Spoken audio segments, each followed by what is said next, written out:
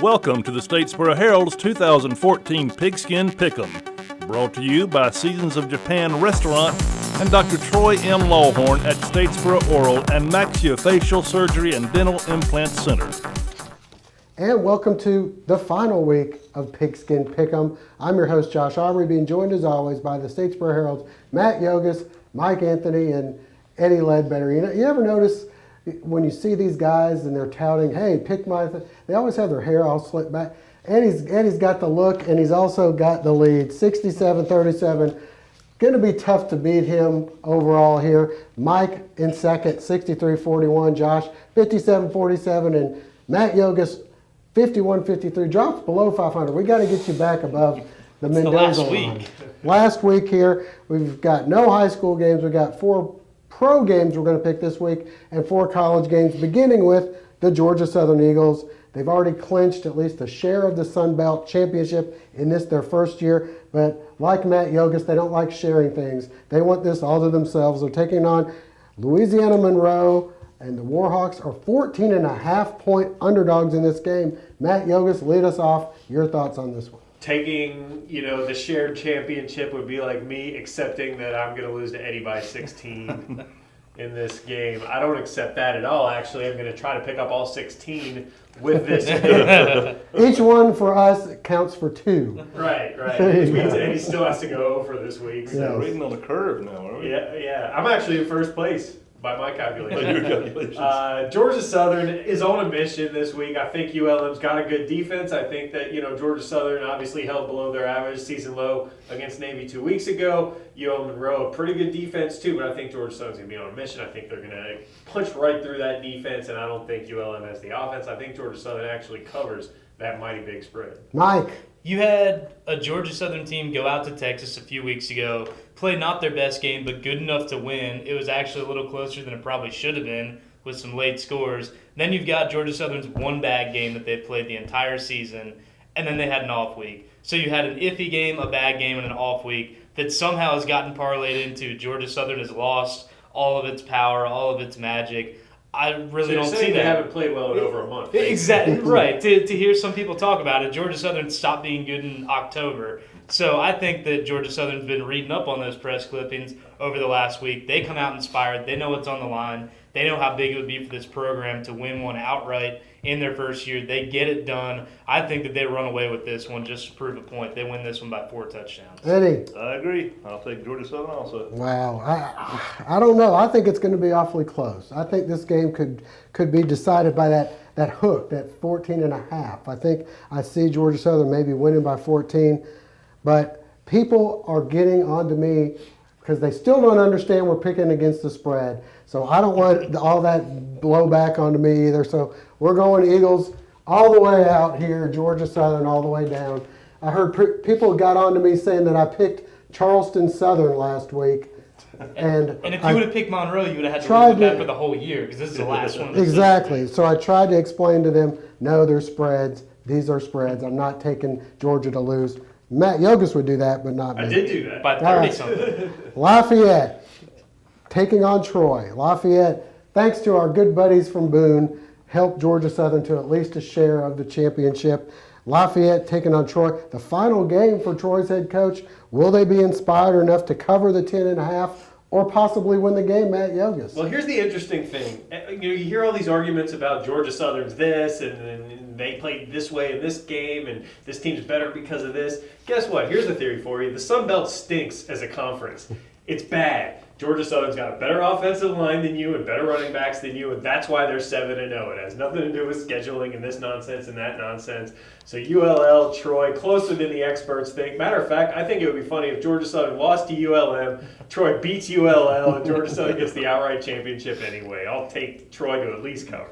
Mike. I got to say, if Lafayette wins this game and gets second place, there should be an asterisk. They didn't play a tough enough schedule. They were able to duck Georgia Southern. That's all Georgia Southern's been hearing for 2 months. That said, I think Lafayette gets it done. Their egos bruised a little bit last week. I know Troy's going to be playing hard, trying to get a win for Blankley on the way out the door. It's not going to get it done. We all saw what Troy has or what they don't have. Lafayette at least has some talent up and down the field. I think they run away with this one. 2-touchdown win for the Cajuns. Eddie. I'll go with Lafayette in this one also. All right, I'm going to go with Troy in this one for much of the same reason that Matt Yogus mentioned, but I'll also throw in, I think Lafayette, their fans are down on them. If you read some of their message boards, Lafayette not with a lot to play for here, Troy with a lot to play for. Let's go. Go Trojans. So we got Troy for me and Yogus, and Eddie and Mike are going with Lafayette. The Georgia Bulldogs taking on Georgia Tech. Georgia Tech with a heck of a 3-game schedule here coming up, beginning with the Bulldogs. Let's mention this one. I heard it was 14. It's 13 on our board. 13-point favorites, the Georgia Bulldogs. They've been rolling along despite losing running backs, and you got to give their offensive line some credit this year as well. Georgia, 13-point favorites. Matt Yogus taking on Tech. Tech is interesting because in the beginning of the season, there was talk of, is Paul Johnson in his last year? Is he getting run out of town? Now there's talk of what do they got to do to beat Florida State, win the ACC, get to the college football playoff, all this nonsense. So with that said, Charleston Southern proved last week that the under center triple option can't be stopped. I think Georgia Tech shows up, does the same thing Charleston Southern did to Georgia and wins by 30. Mike. If you would have told me at the beginning of the year Nobody would have. Georgia would probably be going into this game preparing to face the best defense it had seen in a month, I would have laughed and maybe slapped you. But that's what Georgia Tech has become. I said it a couple weeks ago. It's remained true. They're winning games with defense. The offense has gotten going. It's tough to stop, but everybody knows that. In the past, Georgia's been able to outscore Georgia Tech. This year, I don't know if they can do it, especially without Gurley. Georgia Tech will throw everything it's got at Chubb. They might not be able to stop him, but I think they can keep pace with him. I don't know if Georgia Tech pulls off the upset, but I think they keep it within the 13. All right, Eddie. 13 is too many points. I'll take Tech on that one. All right, I'm going to go with the Bulldogs. I feel like this is a little bit of a referendum of SEC versus ACC. There's also another big game with Florida taking on Florida State this week. And Clemson, South Carolina. Clemson, South Carolina. So you're going to get to see the ACC versus the SEC. I think Georgia's a little too strong in this one, and they're going to cover that. Everybody else is going with Georgia Tech. Josh's pick this week, speaking of the SEC, we got Georgia, we have Alabama, 9.5-point favorites over Auburn. This game is taking place at Alabama. Or this is at Alabama. At Alabama. Matt Yogus, kick us off here. Your thoughts on Alabama-Auburn. Usually a pretty interesting game with a lot on the line. This time it's more for Alabama. Yeah, I'm going to cheer for whoever comes out of the East. I guess that's going to be Missouri. If they win, it's Missouri. If they win. So I'm going to cheer for them against Bama, but with that, because I want an SEC team in the 14 playoff, that would be amazing. But Bama, to me, I've watched them play a couple games. I think they're the best team in the country. I really do. They're playing better than anybody else. You know, the loss to Ole Miss was not a great loss, but everybody has a loss except Florida State. Nobody thinks they're the best team in the country. So I like Bama a lot. I think they cover this one pretty significantly by double digits at least. All right, Mike. I'm with Yogi. So I don't know if Alabama's the best team in the country, but they'd definitely be in my top 2 or 3. They're definitely the best team in the SEC. I really don't think anybody, even in the West, can hold a candle to them. Mississippi State only stayed within 5 of the last second touchdown. Auburn hasn't tackled anybody in about a month. Ole Miss has fallen off the radar. LSU, Arkansas, not even close. Alabama wins this one. They rub it in. Maybe they don't kick it to Auburn at all, give them any chances for returns. But I think they'll be kicking off plenty. Alabama wins this one by double digits. Eddie. Make it 3 for Alabama. 3 Alabamas. Well, a big step up in competition for the Crimson Tide after taking on Western Carolina. Gave up a couple of touchdowns in that game. I think Auburn's going to find a way to cover. I think Alabama might win, but I think Auburn's going to keep it within 7, so I'm going with Auburn. And talking down about Western Carolina. Does he think he is Kirk Herbstreit? yeah, their coach had a little bit to say to Herbstreit after that one. All right, let's get into the NFL. I haven't talked much about them. We got the Chicago Bears at the Lions. These are Thanksgiving Day games, these first 3 here. The Lions are 7-point underdogs coming off that thrashing. Lions are favorites. They're giving 7 to the Bears. All right. We're rusty. Changes everything. Since we've talked about the NFL. The minus means Making a big giving. jump from this is where we talk about high school. Yeah. All right, here we go. Bears at the Lions. Lions giving 7. The Bears have been a bit of a up and down team this year. Well, the Bears don't have Kyle Orton anymore, so I'll take the Lions to cover the 7. All right, Mike. The Bears don't have much of a defense at all. They have a really inconsistent offense. That said, there are three things you can count on in life: death, taxes, and the Lions sneaking it up on Thanksgiving. I will go with the Bears. Eddie. I will take the Lions in this game. All right, we got Lions, Bears, Lions, Bears. All right, let's go. Yes, thank you. All right, so Chicago for me and Mike. And then you guys are going with the Lions. All right, we got the Eagles going to the Cowboys. Dallas giving 3 to the Eagles. Eagles have been scoring a lot of points. The Cowboys have been on a roll. Matt Yogus, your thoughts on this one? I'll take the Fighting J.J. Wilcoxes. All right, and Jeremy Mincy's.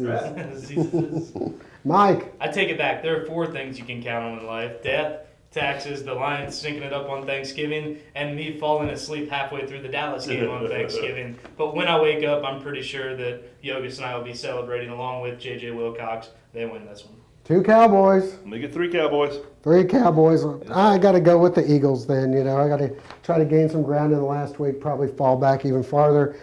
So we got Eagles here and a bunch of Cowboys. Seahawks going to the 49ers in the smell game of the year. The 49ers are giving Seattle a point. What's up with that, Matt Yogus?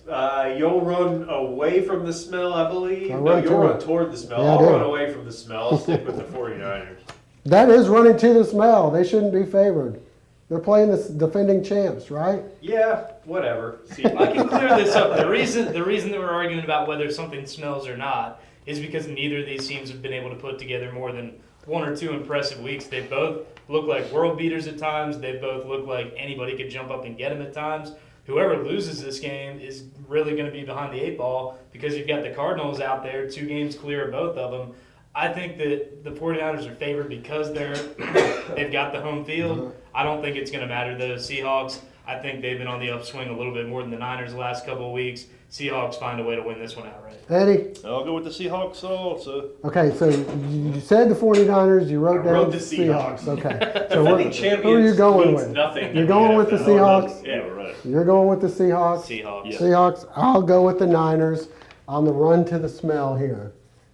All right, so wrapping things up, we got the Cardinals at your first place Atlanta Falcons, believe it or not, 4-7 first place 4-7. Atlanta Falcons. the only people that manage their time worse than we do on this show is Mike Smith. Matt Yogus, your thoughts on the Cardinals giving 2.5 to the Falcons?